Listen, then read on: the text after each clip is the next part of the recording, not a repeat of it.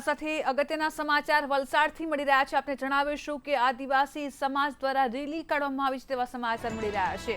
ધરમપુરમાં આદિવાસી સમાજની મહારેલીનું આયોજન જંગલ ખાલી કરવા એસસીના આદેશનો વિરોધ મામલે આ રેલી કરવામાં આવી છે। વાસ્તામાં કોંગ્રેસી ધારાસભ્યની આગેવાનીમાં રેલી કરવામાં આવી છે। રેલીમાં મોટી સંખ્યામાં આદિવાસીઓ પણ જોડાયા છે।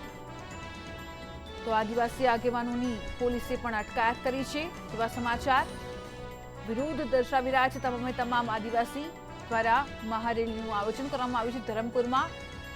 ત્યારે જંગલ ખાલી કરવા મુદ્દે જે સુપ્રીમ કોર્ટનો આદેશ હતો તેનો વિરોધ દર્શાવી રહ્યા છે। વાસ્તાના કોંગ્રેસી ધારાસભ્યની આગેવાનીમાં આ રેલી કરવામાં આવી છે। રેલીમાં મોટી સંખ્યામાં આદિવાસીઓ જોડાયા છે, પરંતુ પોલીસે કેટલાક આદિવાસી આગેવાનોની પણ અટકાયત કરી છે તેવા સમાચાર હાલમાં મળી રહ્યા છે। વલસાડથી અગત્યના સમાચાર ધરમપુરમાં આજે આદિવાસી સમાજની મહારેલીનું આયોજન, પરંતુ કેટલાક આદિવાસી આગેવાનોની અટકાયત પણ કરવામાં આવી છે।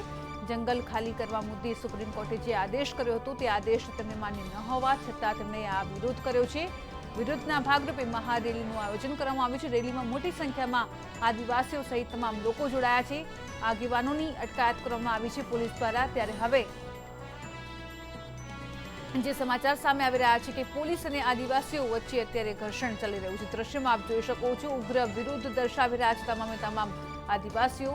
વાસ્તામાં કોંગ્રેસી ધારાસભ્યની આગેવાનીમાં આ રેલી થઈ રહી છે। ત્યારે આદિવાસી દ્વારા મહારેલીનું આયોજન કરવામાં આવ્યું છે। રેલીમાં મોટી સંખ્યામાં તમામ આદિવાસીઓના અગ્રણીઓ આગેવાનોની ઉપસ્થિતિ હેઠળ આ રેલી કરવામાં આવી છે। વલસાડના ધરમપુરમાં આદિવાસી સમાજની મહારેલીનું આયોજન દ્રશ્યમાં આપ જોઈ શકો છો, મોટી સંખ્યામાં લોકો ત્યાં ઉપસ્થિત છે। આપને જણાવીશું કે જંગલ ખાલી કરવા મુદ્દે સુપ્રીમ કોર્ટ દ્વારા જે આદેશ આપવામાં આવ્યો હતો તે આદેશને તેઓ માન્ય નથી ગણતા, તેથી જ વિરોધ દર્શાવી રહ્યા છે અને આ વિરોધના ભાગરૂપે મહારેલીનું આયોજન કરવામાં આવ્યું છે તેવા સમાચાર વલસાડના ધરમપુરથી હાલમાં મળી રહ્યા છે। તમામ આદિવાસીઓ અત્યારે ઉગ્ર રોષમાં છે અને વિરોધ વ્યક્ત કરી રહ્યા છે।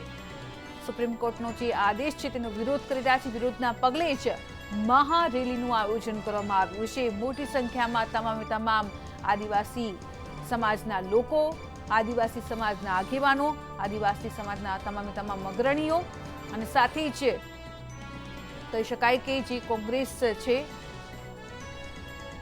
તેના પણ અગ્રણી રેલીમાં જોડાયા છે। તેમની દેખરેખ હેઠળ જ કોંગ્રેસી ધારાસભ્યની આગેવાનીમાં જ આ રેલીનું આયોજન કરવામાં આવ્યું છે।